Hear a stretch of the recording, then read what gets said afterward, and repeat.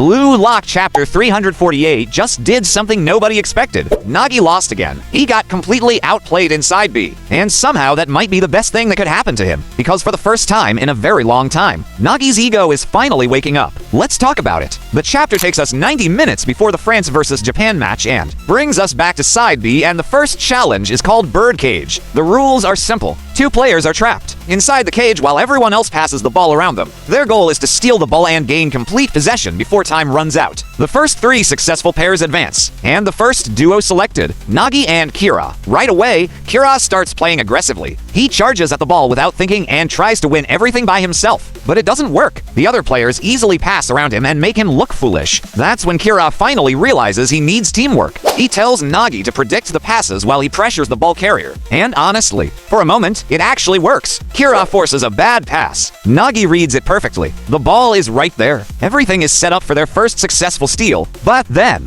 Shindo appears. Out of nowhere, he jumps in, steals the ball himself, and ruins the entire play. Just like that, Nagi and Kira fail the challenge. Now this is where the chapter gets interesting, because after the round ends, Shindo becomes the next player, and he has to choose a partner. Everyone expects him to choose Nagi. After all, Nagi is supposed to be the genius. But instead, he chooses Kira. And honestly, that was one of the biggest disrespect moments in the entire chapter. Shindo basically says Kira is the player who can create the best synergy with him. The second round begins. Kira and Shindo immediately start working together. They pressure the opponents perfectly. The cage starts shrinking. The pressure builds. And then another bad pass appears. Kira thinks he's about to steal it. But suddenly, Nagi appears. He traps the ball before anyone else can touch it. For 1 second, it looks like Nagi has completely ruined their plan. But Shindo was ready. He predicted Nagi's trap from the very beginning. He steals the ball back instantly, secures possession, and clears the challenge with Kira. Game over. Nagi loses again. But here's why this chapter is actually important. The loss isn't the main story. Nagi's reaction is. Instead of acting bored, instead of saying football is annoying, instead of looking completely emotionless, Nagi gets angry. He's frustrated. He's annoyed. He's fired up.